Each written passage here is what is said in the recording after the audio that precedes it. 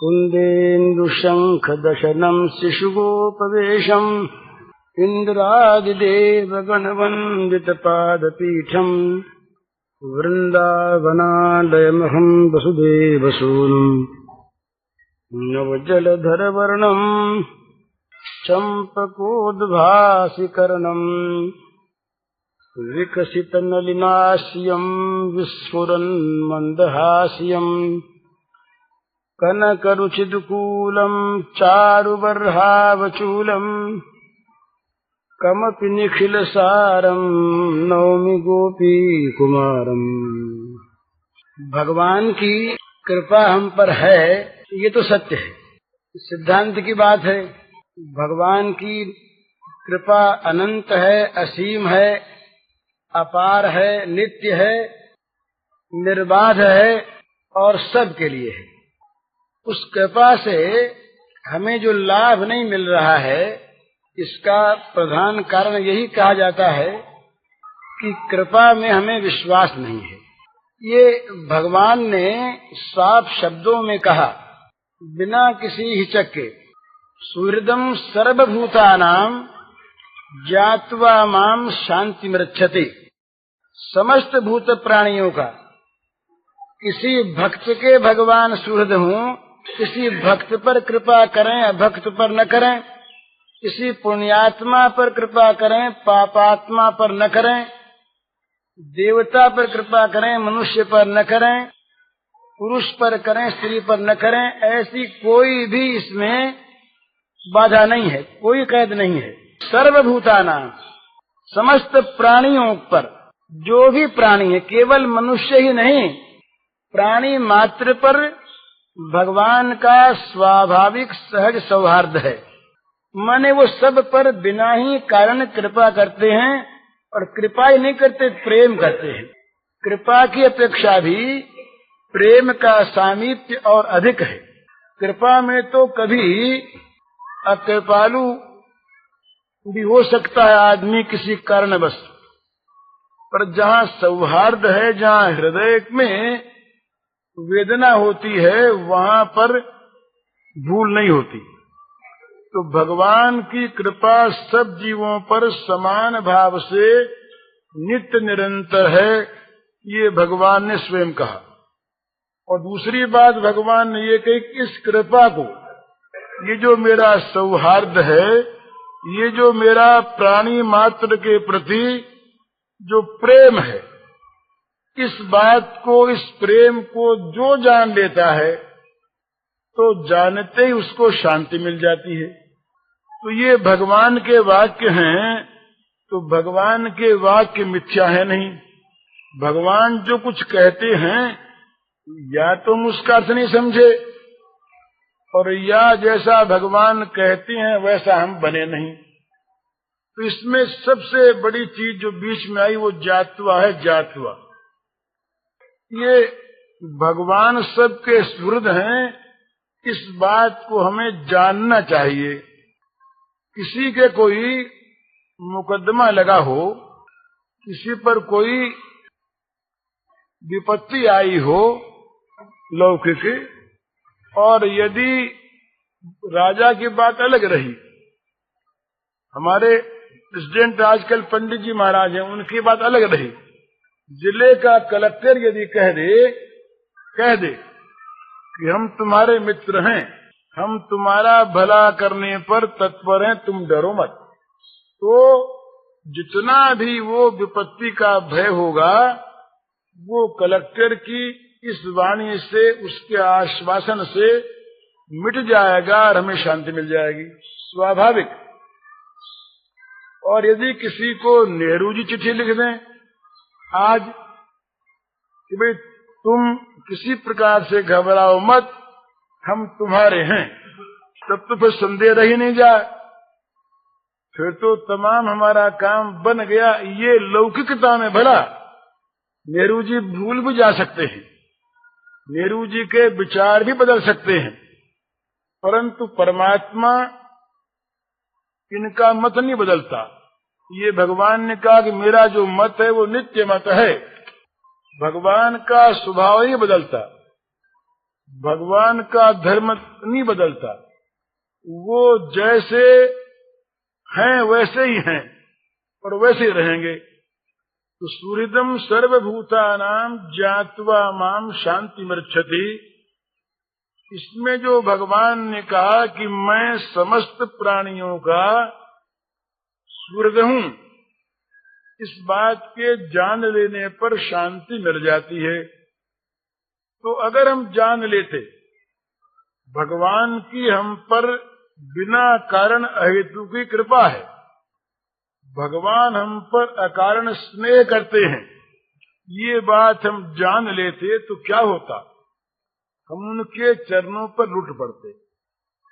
स्वाभाविक भगवान ने ये कहा श्रीमद् भगवद गीता में, जो मुझे पुरुषोत्तम जान लेता है वो सब प्रकार से मुझे ही भजता है।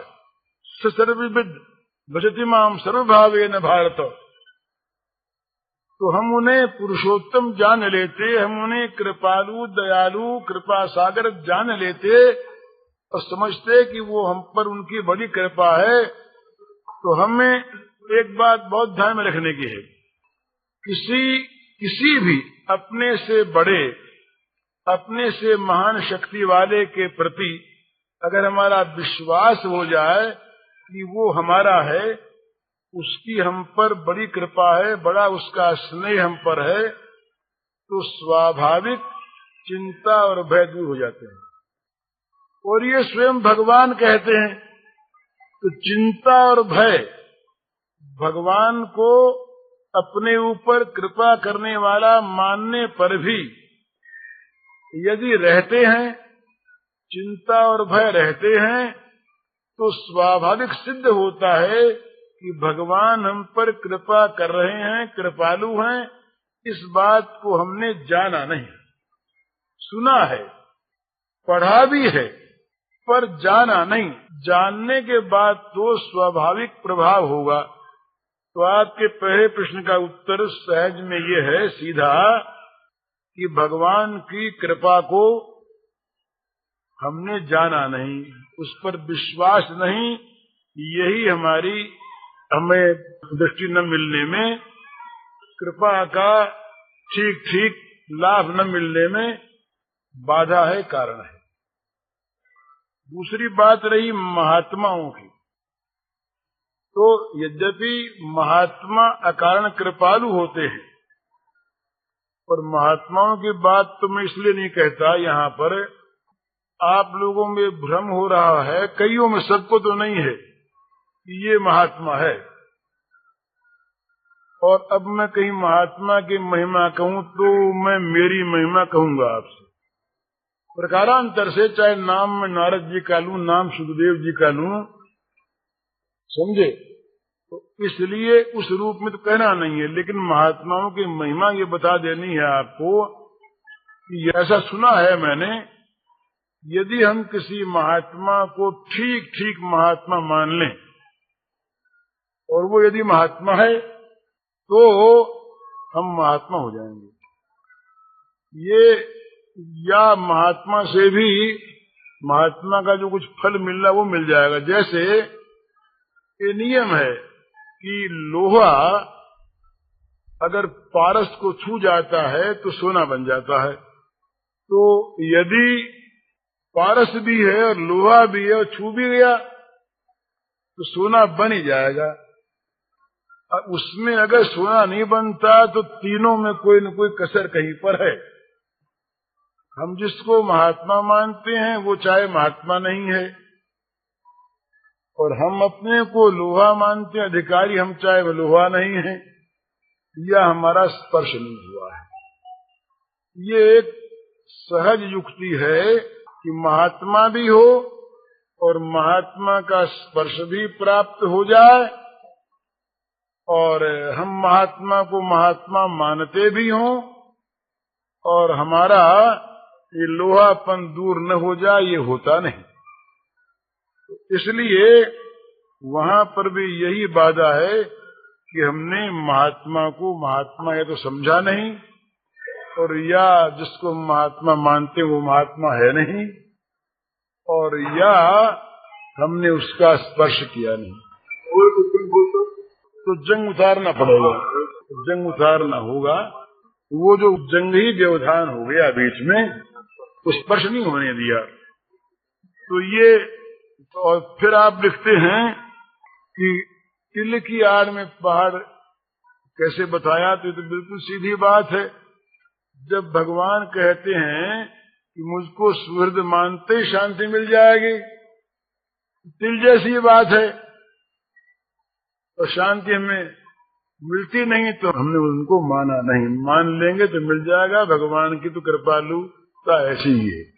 संक्षेप में आपके सब प्रश्नों का दूसरा प्रश्न आपका है कि भगवान की दया से, प्रार्थना से, नाम से लौकिक और पारलौकिक विषय में क्या हो सकता है। भगवान की दया से ऐसा कोई काम है नहीं जो नहीं हो सकता।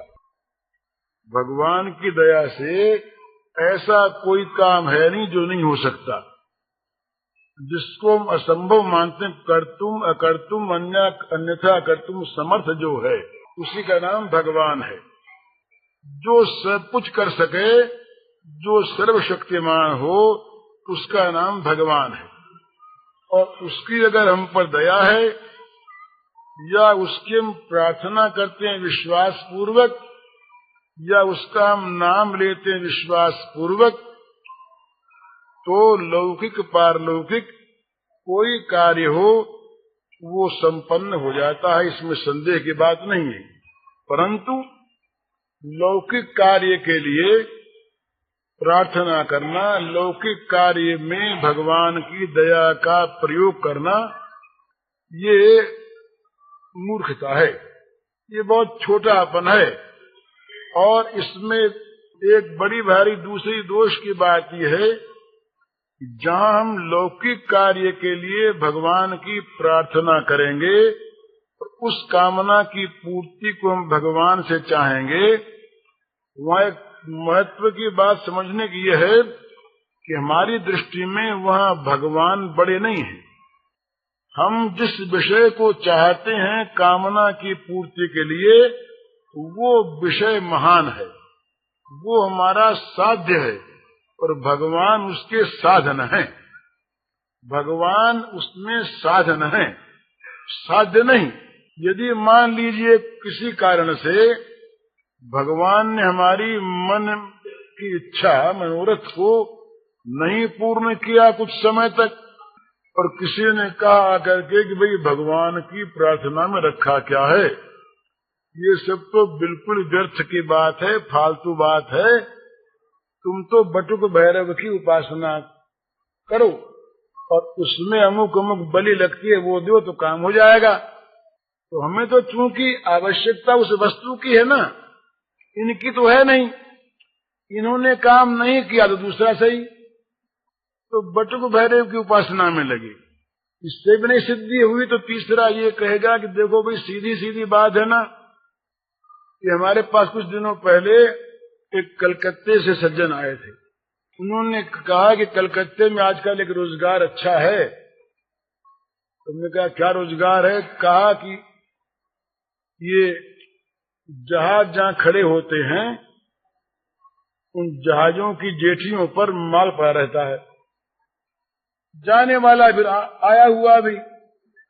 अब वहां बोले वहां के बाबुओं से मिलजुल लिया जाए, तुम माल उठा के ले आओ चाहे जितना, और उस माल को बेच लो, कुछ बाबू को दे दो और बाकी अपने घर में आ गया। न कोई कमाई के को कोई मेहनत हुई, न परिश्रम हुआ, न व्याप उठाना पड़ा, रिस्क तो कोई है नहीं। क्यों कि वहां जितने भी देख रेख करने वाले हैं वो सब आपके शामिल हैं। तो अगर कोई शुद्ध धन की इच्छा से भगवान को भजेगा और भगवान धन नहीं देता, नहीं दिया भगवान ने, तो उसे तो धन चाहिए ना। तो ये युक्ति हाथ लगी तो कहेगा यही सही। वो हमसे पूछे नहीं आए थे कि इसमें आपकी क्या राय है, हमें जो उन्हें कह देते तो वो करने को तैयार ही थे, उन्हें तो धन चाहिए था ना। तो प्रत्येक सकाम उपासना में, प्रत्येक सकाम भक्ति में प्रधानता होती है काम्य वस्तु की, ये समझ लेने की बात है। प्रत्येक सकाम, इसीलिए ये तो हमारे पास रोज ऐसी घटनाएं होती हैं। तो सब सहस्रनाम का तो पाठ करवा लिए, कुछ हुआ नहीं तो अब मन आता है कि सचंडी करवा लें। तो चंडी में, देवी में और भगवान श्री कृष्ण में अंतर नहीं मानते हम उस दृष्टि से। लेकिन अगर अंतर नहीं है, दोनों एक ही हैं, तो विष्णु को छोड़कर देवी को भजने की आवश्यकता क्या है? और अगर विष्णु में ताकत नहीं है तो देवी में ताकत कहां से आ जाएगी? दोनों एक ही तो हैं। परंतु जहां काम्य, हमारे मन में किसी वस्तु को प्राप्त करने की कामना है, वहां स्वाभाविक ये मन में संदेह रहता है, कमजोरी रहती है। भाई विष्णु से काम नहीं हुआ, देवी से ही, देवी से नहीं हुआ तो गणेश से ही, गणेश से नहीं हुआ तो शंकर जी से ही, और इनसे नहीं हुआ तो कोई बाबूजी की खुशामद से ही, उससे नहीं हुआ तो चोर बाजारी से ही। अपने तो वस्तु मिलनी है ना, और उससे न हुआ तो खुली चोरी से ही। इस प्रकार से पतन का डर लगा रहता है जहां भगवान के सिवा दूसरी वस्तु की कामना होती है। परंतु भगवान के लिए ऐसी बात नहीं। इसीलिए इस निष्काम भाव को ऊंचा रखने के लिए ज्ञानेश्वर जी ने तो अपनी भावना से इस श्लोक का अर्थ ही और कर दिया। आर्तो जिज्ञासु अर्थार्थी ज्ञानी च भरतर्षभ। उन्होंने कहा, उसके बाद एक महात्मा ने महाराष्ट्र का और भी लिखा। उन्होंने कहा कि भाई देखो, ये हम लोग इस प्रकार से अर्थ करते हैं कि आर्त, जिज्ञासु, अर्थार्थी और ज्ञानी, ये जो एक क्रम है इसको नहीं मानते हम। क्योंकि हम जिज्ञासु को अगर बीच में ले लेते हैं तो अर्थार्थी आगे बढ़ जाता है। तो हमें तो लेना यूं है कि सबसे नीचा कौन? अर्थार्थी। उससे ऊंचा कौन? जो विपत्ति में पड़ के विपत्ति से बचने के लिए भगवान को भजे, इस अर्थ के लिए नहीं। उससे ऊंचा वो जो भगवान को जानने के लिए भगवान को भजे, और सबसे ऊंचा वो भगवान को जान गया। इस प्रकार प्राय अर्थ किया है। वो कहते हैं भाई हम तो ये नहीं मानते, दृष्टिकोण अपना है और बड़ा सुंदर। वो कहते हैं कि जिस क्रम से भगवान ने कहा वही क्रम ठीक है। तो पहले भगवान ने कहा आर्त। आर्त का अर्थ क्या? कि जो भगवान से मिलने के लिए आतुर हो, वो आर्त। जो भगवान को जानने के लिए आतुर हो, असली आर्त वही है। जगत की जो आरती है, ये आर्तपना है, और इस आर्तपने को लेकर हम जगत की वस्तुओं को मांगते हैं, चाहते हैं। ये तो अगर हम कुमार्ग में गए तो नरक में ले जाएगा। तो ये आरती नहीं है। सच्चा आर्त वो है कि जो भगवान को प्राप्त करने के लिए आतुर हो।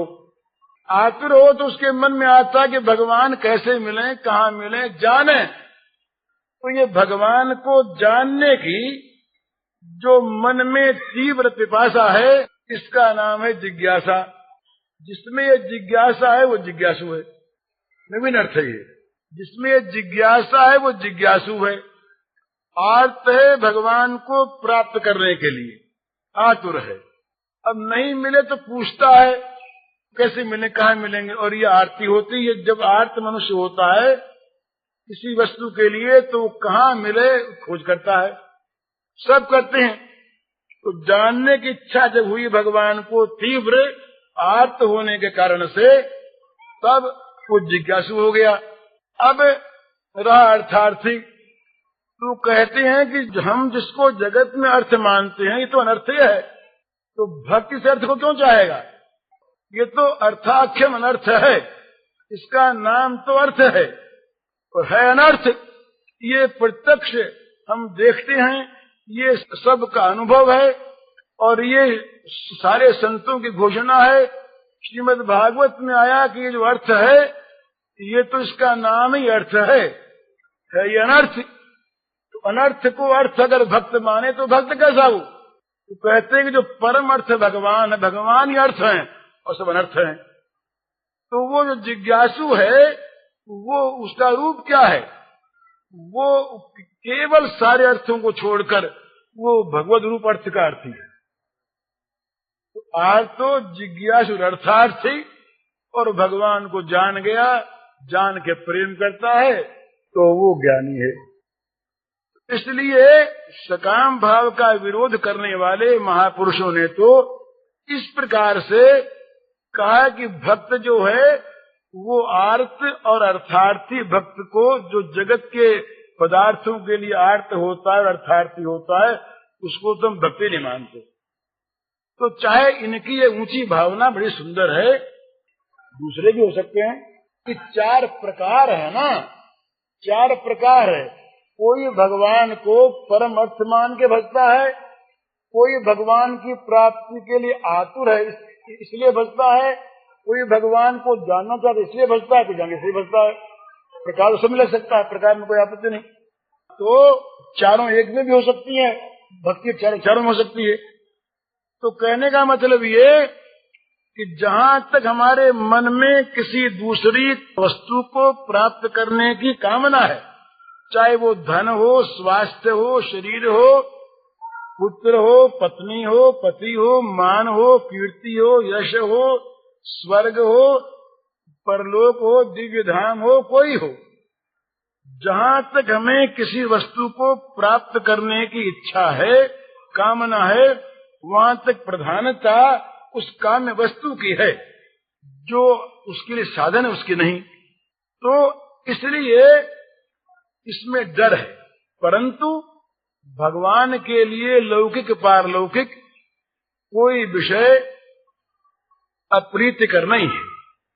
भगवान के लिए कोई विषय बड़ा छोटा नहीं है।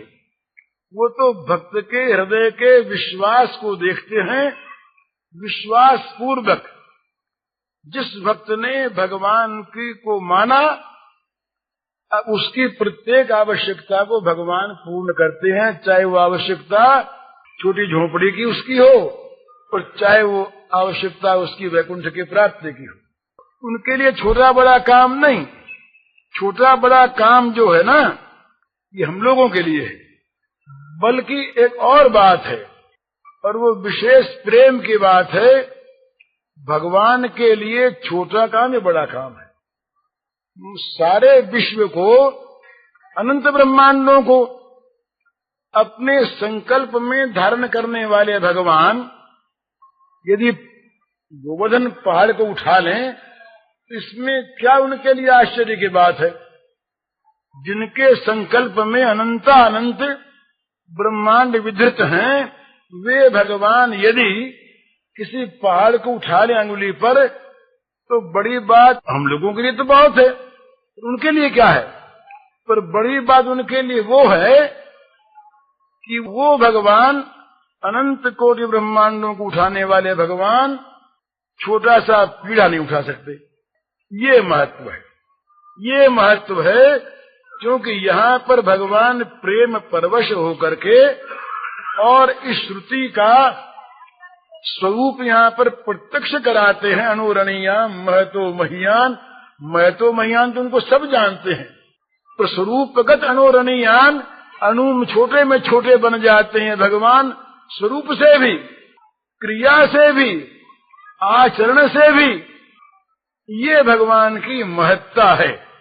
भगवान वहाँ पर न मालूम क्या क्या करते हैं, किस किस प्रकार से करते हैं, तो ये भगवान की महिमा है।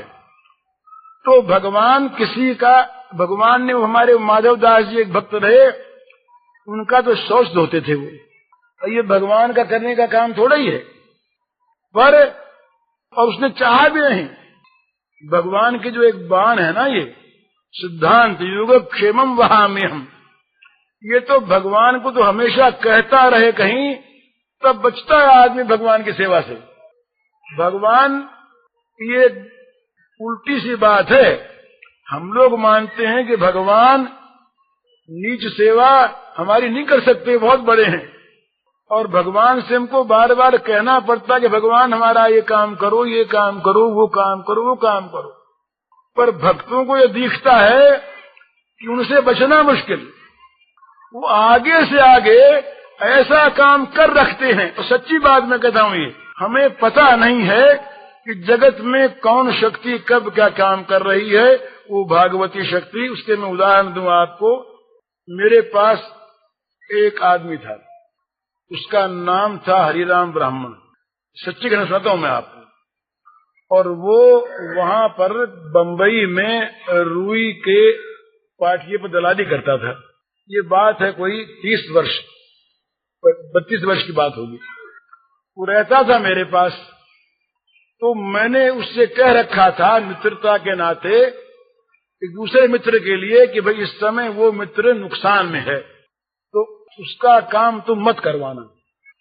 पर लालच से उसने उनका वो सौदा करवा दिया और उसमें बहुत अधिक घाटा हो गया।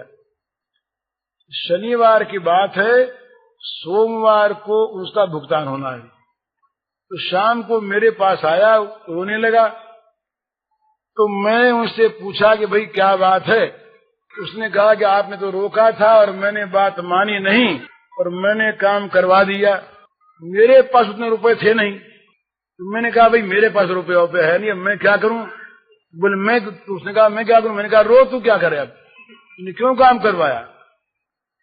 तो उसने कहा कहाँ रो। मैंने कहा रो भगवान के सामने। ऐसे ही कोई सिद्धांत रूप से नहीं कहा। तो न मालूम क्या वो जा करके हमारी गद्दी में, सच्ची घटना सुना रहा हूं, एक कोठरी है उसमें जाके बैठ गया। उसने किमाड़ बंद कर ली। उसने क्या किया, कैसे रोया, वो कोई भक्त नहीं था, उसमें अच्छे आचरण नहीं थे, वो झूठा भी था। उसने क्या किया मालूम नहीं।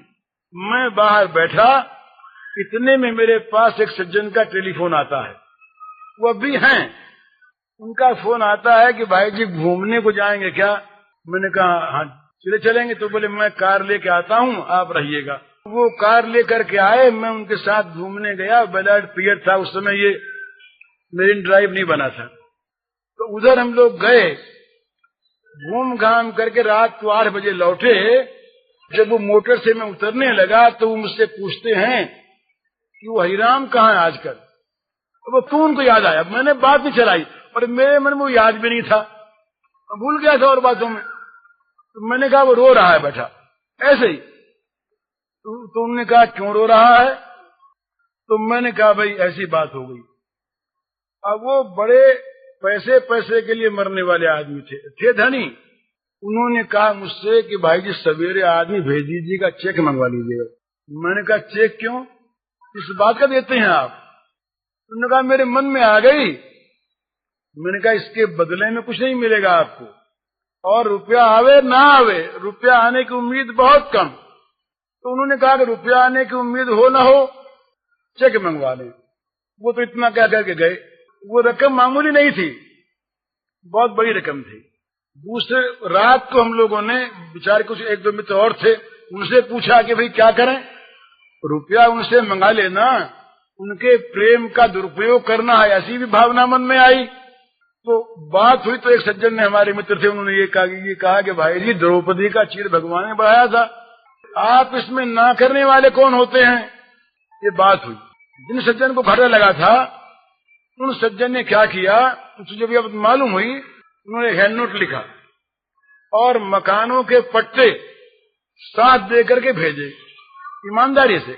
मैं जिन घाटा लगा था, दलाल ने नहीं, लक्ष्मी नारायण साहब है कहीं, वो झुंझुनू का था एक, हमने उसको भेजा। वो जा करके पट्टा उसने दिया उनको और हैंड नोट दिया। उन्होंने हैंड नोट को फाड़ दिया और पट्टे को लौटा करके उन्होंने एक चेक लिखा। चेक में रुपया नहीं भरा, ब्लैंक चेक लिख के सही करके सौंप दिया कि मैं रुपया किसी चीज को रख कर दूं, ये तो मैं कभी किसी को देता ही नहीं। ये तो मेरे मन में आ गया, क्यों आ गया मैं नहीं जानता, मैं दे रहा हूं।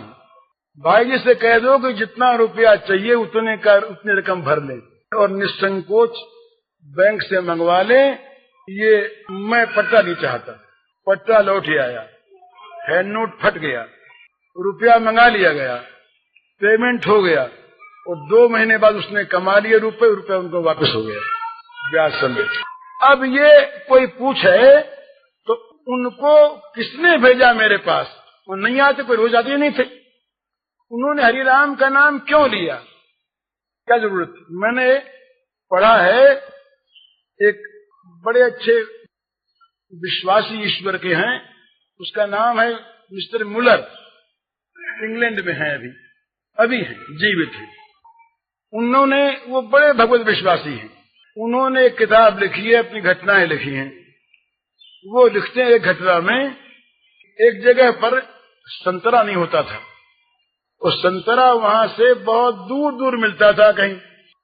एक बुढ़िया बीमार थी, उसको किसी संतरा बताया, तो क्या हुआ, वो सज्जन दूसरे स्थान से आए और जहाज पर चढ़ने के लिए चले जा रहे थे जेठी पर। दोनों तरफ भिखारी बैठे थे, उसमें एक बुढ़िया भिखारिन बैठी थी, वो दोनों हाथ यूं ऊपर किए हुए थी, अंधी थी, आंख नहीं, यूं हाथ किए बैठी थी। वो सज्जन वहां से एक निकले, दूर से आए हुए, जहाज में बैठे जा रहे थे। उन्होंने देखा इसके हाथ ऊंचे हैं, उनके पास 2 संतरे थे, वो लाए थे कहीं दूर से 500-400 कोस से। संतरे उन्होंने हाथ में डाल दिए। वो उस समय संतरे के लिए प्रार्थना कर रही थी भगवान से, ये भगवान कहीं संतरा आ जाए तो मेरा ठीक हो जाए। ये प्रार्थना तो करती है अब, और भगवान ने 4 दिन पहले से संतरा वहां से 2 भेजा, नहीं तो आज पहुंचता नहीं यहाँ पर। आगे से आगे एक घटना और सुनाऊंगा आपको, सच्ची घटना, इनसे विश्वास होता भगवान में।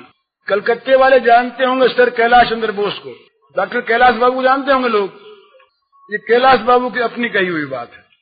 उन्होंने कहा कि मेरी माँ बीमार, बुढ़ी माँ रात को मरना सन्न हो गई, अब मरे अब मरे अब मरे, ये माँ की दशा। तो मैं माँ के पास बैठा और मैंने माँ से यूं ही पूछ लिया कि माँ जी कोई चीज की मन में आपके हो तो मंगवा दें। अब माँ जी ने तो अजब चीज कह दी। माँ जी ने कह दिया कि भाई अंजीर मिलता तो खा लेती। अंजीर, ये आज से लगभग 50-55 साल पहले की बात है। उस समय हवाई जहाज नहीं था, उस समय बंबई कलकत्ते रेल जाने आने में लगते थे 4 दिन, और कलकत्ते में अंजीर मिलता नहीं था, अब तो बहुत मिलता है। तो इन्होंने आदमी भेजा, कहा 1000 रुपया लग जाए कहीं से अंजीर मिले, अंजीर नहीं मिला। तो कैलाश बाबू ने कहा कि मैं उदास हो गया कि मेरे पास इतने रुपए और माँ मर रही, और माँ की मामूली अंतिम इच्छा वो मैं पूरी नहीं कर सका, हे भगवान। अब बोले मैं रोने लगा, भगवान को याद करने लगा। रात के 11 बजे मैं रो रहा, याद कर रहा भगवान को। रात के 11 बजे नीचे से एक जमादार ने आवाज दी, डॉक्टर बाबू डॉक्टर बाबू। तो मैंने सोचा कि किसी रोगी के यहाँ का कोई बुलावा होगा। मैं दुखी था तो मैंने झुंझला के कह दिया कि नहीं खोलेंगे केवाड़, हमारी माँ बीमार है। तो उसने कहा नीचे से कि बाबूजी एक विशेष जरूरी काम है। तो बोले मैंने ये कहा कि भाई कोई बीमार हो किसी और डॉक्टर को बुलवा लो, मैं नहीं आता अभी। उसने कहा कि बाबूजी बीमार कोई नहीं है, मैं एक चीज लेके आया हूँ। तब मैंने किवाड़ खोले तो वहां पर पहले एक फार्म था, त्रिभुवनदास हीराचंद कोई था, उनके पूर्वजों की कोई बात है, अब वो फार्म है कि नहीं मुझे नहीं पता। तो कहा कि बंबई से वो सेठ आए थे, रात को 8 बजे पहुंचे, तो सवेरे वो रंगून जा रहे थे। उनके पास एक अंजीर की टोकरी थी, बंबई से लाए थे 4 दिन पहले। डॉक्टर से बड़ा काम, बड़ा प्रेम था, तो सोचा कि सवेरे तो हम 6 बजे यहाँ से चले ही जाएंगे, कि रात को ही भेज दें। तो अंजीर की टोकरी लेकर के वो जमादार आया था। तो जब उसने मुझे अंजीर की टोकरी दी तो बोले मेरे हृदय में तो मुझे तो भगवान से मिलने से बढ़कर आनंद हो गया। अब मैं नहीं समझता कि ये व्यवस्था कैसे हुई। माँ मांगती है 4 दिन के बाद, मैं अंजीर के लिए रोता हूँ 4 दिन के बाद, और अंजीर वहां से चलता है 4 दिन के पहले। एक बार की बात है कि विश्वास की बात मैं सुनाता हूँ आपको। कृष्णकांत मालवीय, ये मालवीय जी के भतीजे, ये इलाहाबाद जेल में थे, राजनीतिक कारणों से जेल से ट्रांसफर होकर ये बस्ती जा रहे। मेरा इनके पास तार आया कि हम ट्रांसफर होकर बस्ती जा रहे हैं और हमारे लिए खाने का सामान आप रेल पर भेज दीजिए। मेरे पास तार आया। तो क्या हुआ कि तार आया प्रेस में। अब तो हमारे प्रेस से और बगीचे में टेलीफोन है, अब वहां पर सवारी मिलती, उस समय मैं था इस बगीचे में नहीं था, गोरखनाथ से पर दूसरा बगीचा वहां रहता था, वहां न सवारी मिले न टेलीफोन। प्रेस वालों ने क्या भूल की कि तार को पढ़ करके मेरे पास भेज दिया। उनको चाहिए था कि वे व्यवस्था करके भेज देते। अब गाड़ी आने में कुल 15 मिनट की देर, और मेरे पास तार लेके आदमी आया, तो मुझे प्रेस वालों पर बड़ा गुस्सा आया। अपने मन की बात कहता हूं कि ऐसे बेसमझ हैं कि मेरे पास तार भेज दिया। अरे मेरे पास क्या कोई बनाई चीज रखी है, और वो सवारी नहीं, मेरे पास सामान नहीं, बना हुआ गाड़ी आ रही है। तो मैंने कोई प्रार्थना वार्थना नहीं की। इतने में देखता हूं कि 2 इक्के आए, और 2 इक्कों पर मिठाई, पूरी, साग, फल सब भरे हुए, और ये कहा कि बाबू बिंदेश्वरी प्रसाद जी के यहाँ कोई आज प्रसाद था या क्या था, तो उन्होंने भेजा है। वही इक्के और वही सामान जो का तो मैंने आदमी साथ देके भेज दिया स्टेशन। गाड़ी 20 मिनट लेट आई, और कृष्णकांत जी अकेले नहीं थे, तो 16 आदमी थे। 16 आदमियों ने मजे में खा लिया, टाइम पर पहुंच गए। अब ये किसने भिजवाया बताइए? मेरे मन की कल्पना नहीं थी, मैंने मन में सोचा नहीं था। अगर वो 1 घंटे बाद आता इक्का तो काम नहीं आता, और पहले आ गया होता उसे हम बता देते तो काम नहीं आता। इक्के पर आया, साथ लेकर के आया, और गाड़ी लेट हो गई, सबने खा लिया। ये मेरे कहने का मतलब ये कि हम लोग जो है ना, ये अविश्वासी हैं। हमें जो मिलना है और हमें जो मिलना चाहिए उसकी व्यवस्था हमारे लिए पहले से पहले हुई रखी है। इसीलिए तो सकाम कर्म करने वाले मूर्ख होते हैं। तो जो मिलना है, जैसे दुख अपने आप आता है वैसे सुख भी अपने आप आता है, और उसकी व्यवस्था पहले से हुई रखी है। उन्हीं मुलर साहब ने ये बात लिखी, वो ठीक ऐसी ही बात है इसी तरह की भोजन की। मुलर साहब के अनाथाश्रम में 250 अनाथ। अब एक दिन उनके पास अनाज नहीं, रसोई नहीं बनी, तो 10 बजे घंटी बजती थी अनाथों के लिए। आखिरी 10 बजे आके सब बैठ जाते थे खाने को। पहली घंटी बजी थी 9:45 में, तो रसोईया आया, उसने कहा कि आज तो कुछ बना बनाया है नहीं, हम क्या करें? तो मुलर ने कहा घंटी बजा दो। रसोइये के मन में आया घंटी बजा दे, खाएंगे क्या? घंटी बजा दी। जब 5 मिनट कम रहे तो दूसरी घंटी बजती थी। तब फिर आया, बोले अब क्या करूं, अब तो 5 मिनट बाकी है। बोले बजाओ घंटी। घंटी बज गई। अब आखिरी घंटी बजनी है 10 बजे। 10 बजे वो फिर आया, बोले अब क्या करूं? तो कहा पूछते क्या हो, घंटी बजाओ। उसने सोचा कि कैसी, इस साहब का दिमाग खराब हो गया है कि ये घंटी बजा दूंगा मैं, और तमाम वो अनाथ विद्यार्थी 250 आके बैठ जाएंगे, उनको मैं परोसूंगा क्या? बस घंटी बजी, उसने झुंझला के बजाई। बोले आज देखना मुलर साहब को, इनको क्या खाने को देंगे। घंटी बजी, अनाथ आके बैठे, और गाड़ियों पर सामान आ गया।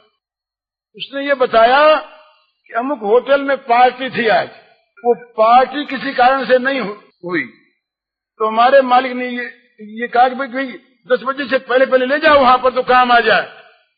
तो सारा सामान हम लेकर के आए हैं।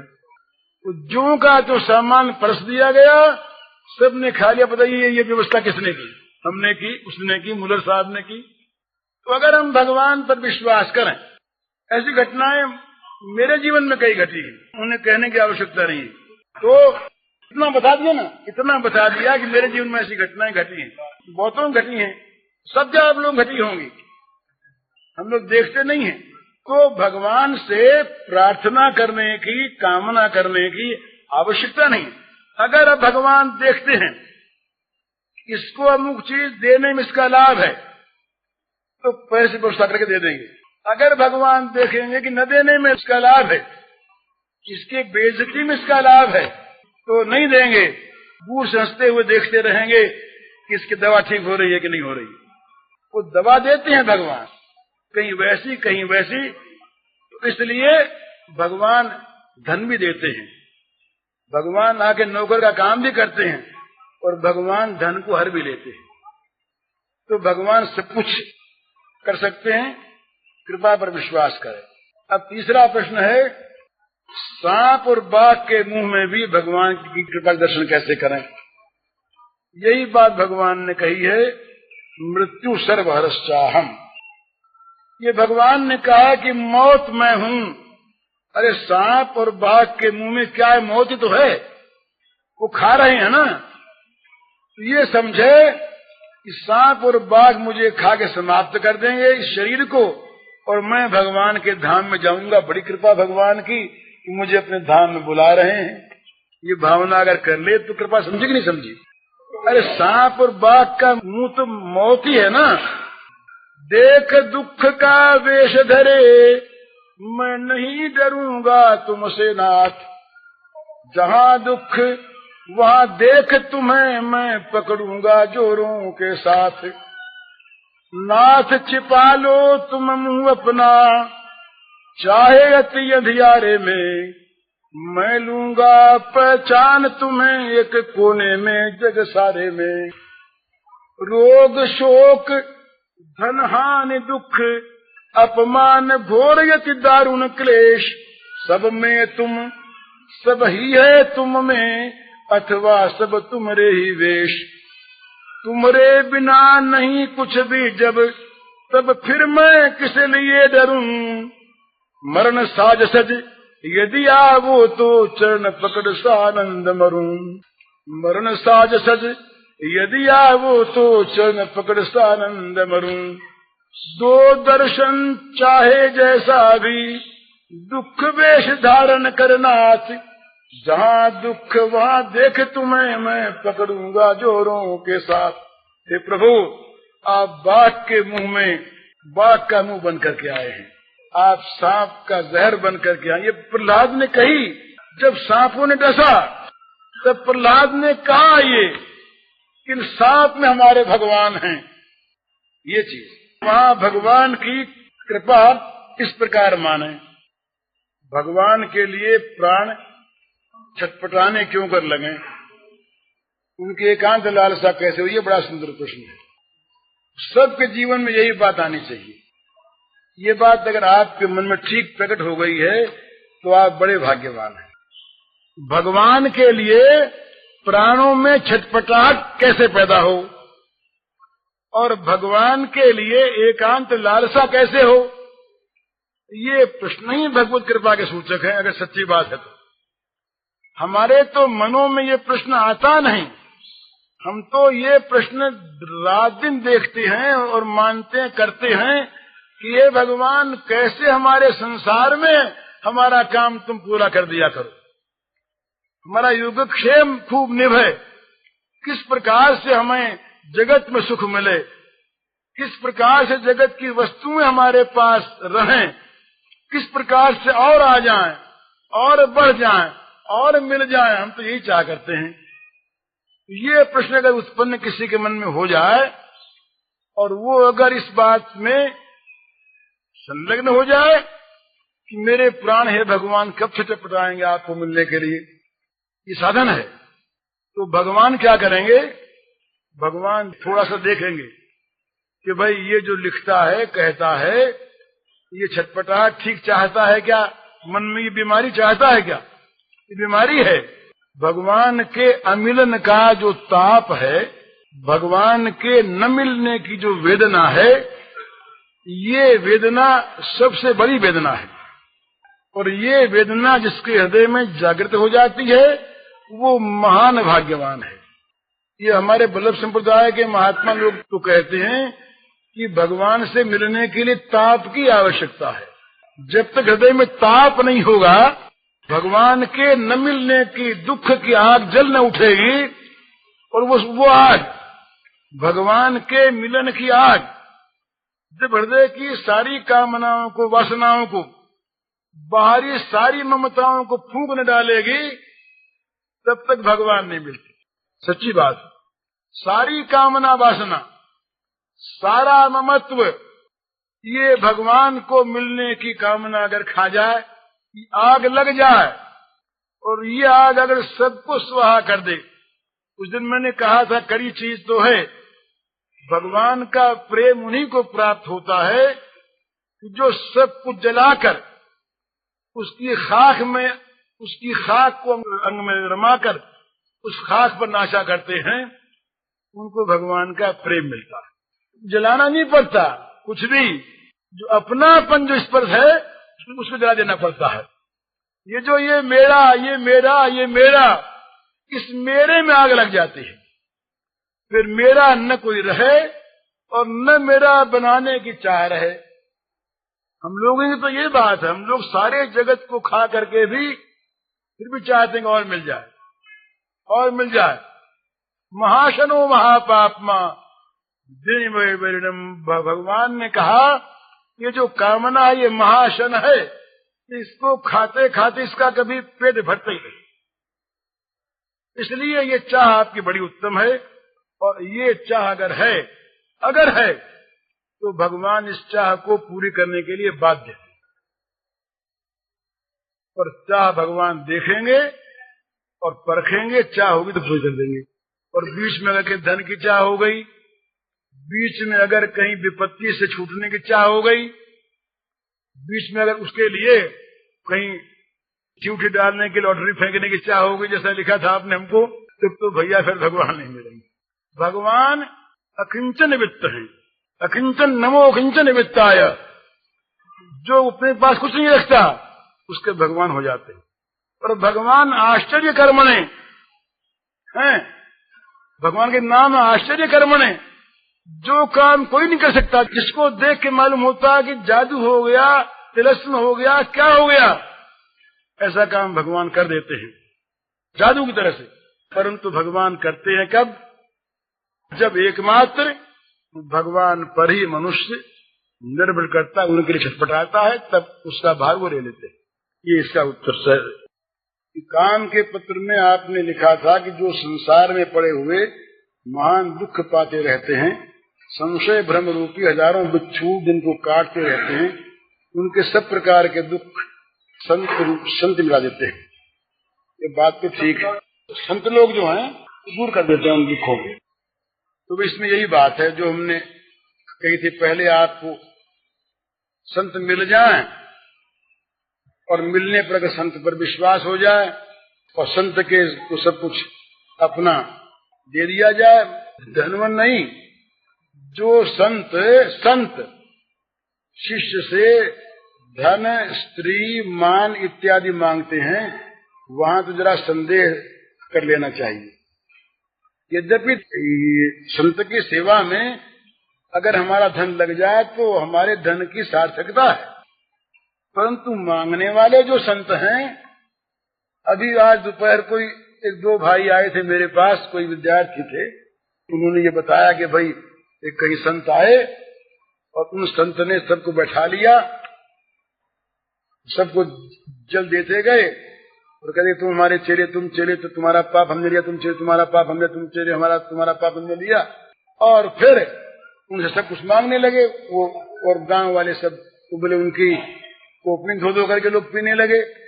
ये जो अनाचार है ना, इसे तो सावधान रहें। पर संत यदि कोई है और संत अगर मिल गए और संत से यदि आपका संपर्क हो गया और विश्वास हो गया, तो आपके सारी अशांति के जो कारण हैं वो दूर हो जाएंगे। धन चाहे न मिले, पर धन मिलने की जो आपके मन में जलन है वो दूर हो जाएगी, बात शांति से। अब ये लिखा आपने अंतिम बार, उसका उत्तर मैं देता हूँ साफ तौर पर। आपने लिखा कि मैं आपको संत मान करके आपकी शरण में आऊंगी, ये सर्वथा झूठ है। इस वहम को आप निकाल दीजिए। मैं सौगन खा के कहता हूँ मैं संत नहीं हूँ। मेरे में इतने दुर्गुण हैं, इतने दोष हैं जो शायद आप लोगों में नहीं होंगे। ये तो भगवान की कृपा है कि मुझे निभा रहे हैं। मुझे संत मानने वालों को मैं सावधान कर देता हूँ कि मुझे अगर वो संत मानेंगे तो भूल में रहेंगे, भ्रम में रहेंगे। कमजोर प्राणी हूं मैं, मेरे जीवन में मेरे क्या क्या दोष हैं, क्या क्या मेरे कमजोरियां हैं, दुर्बलताएं हैं, इनको मैं जानता हूँ, आप नहीं जानते। मैं अपनी दुर्बलताओं को देखकर, कमजोरियों को देखकर इस साफ तौर से घोषणा कर देना चाहता हूँ कि मुझे संत मानने वाले सर्वथा भूल में, और तो उनको नहीं मानना चाहिए। बिल्कुल संत कोई होंगे, संत जो होते हैं उनको मानना चाहिए और भगवान को मानना चाहिए। मैं किसी का कोई संत बने के नाते भला नहीं कर सकता, संत बना मेरे में है ही नहीं। सलाह दूंगा, मित्रता के नाते बता दूंगा, पर बिल्कुल बिल्कुल हरगिज संत नहीं, महापुरुष नहीं, महात्मा नहीं, कुछ नहीं, साधारण प्राणी, कमजोरियों से भरा हुआ। आपको महाराज क्या पता है मेरे मन में क्या क्या दोष आते हैं, क्या क्या दोष थे मेरे मन में, आप कोई नहीं जानते। तुम सत्य कहता हूँ, इसलिए संत मुझको तो कोई मानता हो। आपने ये लिखा नहीं तो मैं नहीं कहता इतनी बात, ये कहना भी अपना विज्ञापन करना है। और इस कहने में भी शायद वासना मन में हो कि ये कितना अच्छा आदमी है जो अपने को संत नहीं मानने कहता, इसको संत मानना चाहिए। ये वासना मन में रह सकती है। अपनी बड़ाई का विरोध करने में भी बड़ाई की इच्छा रह सकती हो, तो अंतर्यामी जानते हैं मेरे मन में क्या है, बड़ाई की इच्छा है या नहीं, पर रह सकती है, अंतर्यामी जानते हैं, हो सकती है। तो इसलिए ये बात आपने लिखी इसलिए कह दी, लेकिन ये सत्य बात है कि अगर संत है कोई, और अगर संत का कोई ठीक विश्वासी है, और अगर संत को संत ठीक मानता है, और अगर उसके संपर्क में आ गया है, तो उसके दुखों का नाश अवश्य होना चाहिए। ये शास्त्र के वचन। ये स्कंद पुराण में आया, एक कथा आई कि संत किसी के पास खड़े हुए थे और उनके सामने वो मर गया। संत ने अपने हाथ से उसकी चिता जला दी, उसका उद्धार हो गया। तो संत का मिलन, संत का दर्शन, संत की प्राप्ति ये अमोघ है, अमोघ है। दुर्लभो गम्यो मोघश्च, नारद जी का सूत्र है कि संत का प्राप्त होना दुर्लभ, बिन हरि कृपा मिले नहीं संता। संत का प्राप्त होना भगवान कृपा से होता है। यो संत गई गई नहीं फिरते, और फिरते हैं तो अगम्य हमें पहचानते नहीं है। संत का मिलना मुश्किल, और मिलने पर संत को पहचान लेना बड़ा मुश्किल। हम अपने कांटे पर संत को जब तोलने जाएंगे तो संत नहीं तोलेगा, लेकिन संत का अगर मिलन हो गया वास्तव में तो वो अमोघ है। ये नारद जी के वचन है, मेरे वचन नहीं। दुर्लभो गम्यो अमोघश्च, संत की प्राप्ति दुर्लभ है और संत की प्राप्ति अगम्य है, पहचान में नहीं आती। और संत की प्राप्ति अमोघ है, कभी व्यर्थ नहीं जाती। अब इसका कुछ भी अर्थ लगावे, कोई ये माने कि भगवत प्राप्ति के दिन सब कुछ व्यर्थ ही है, वो तो अर्थ लगावेगा कि भगवत प्राप्ति हो जाएगी। और जो कुछ भी प्राप्त होने कोई मान लेता कि भाई व्यर्थ तो नहीं, कुछ तो मिल गया, वैसा अर्थ लगावे, उसके लिए ये अर्थ हो सकता है कि भाई संत के मिलने से कुछ इंतकरण की शुद्धि हो जाएगी, कुछ मिल जाएगा, कुछ भाव अच्छा हो जाएगा। ये अपने अपने भाव से अर्थ लगाने, वो अर्थ भी लगाओ तभी हर्ज नहीं है। तो संत मिलन का फल तो ये अमोघ, इसमें कोई संदेह नहीं। ये आपके 5 प्रश्नों का उत्तर है। तो ये कौन कहता है कि आप झूठ कहते हैं? ये मेरे मन की तो मैं जानता हूँ ना, आपको क्या पता है? मैं गीता का प्रचार करता हूँ या अपना प्रचार करता हूँ, ये कौन जानते हैं? आप गीता का प्रचार करता हूँ।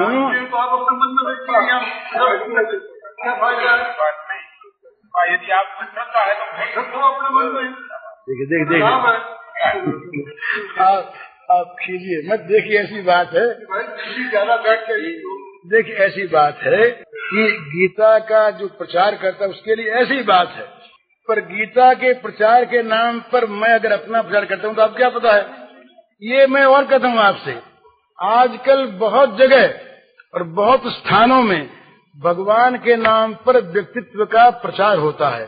भगवान की पूजा के नाम पर अपनी पूजा की चाह होती है, अपनी पूजा प्रकारांतर से करवाई जाती है। तो आपको क्या पता मेरे मन का क्या भाव है? आपका कहना ठीक है,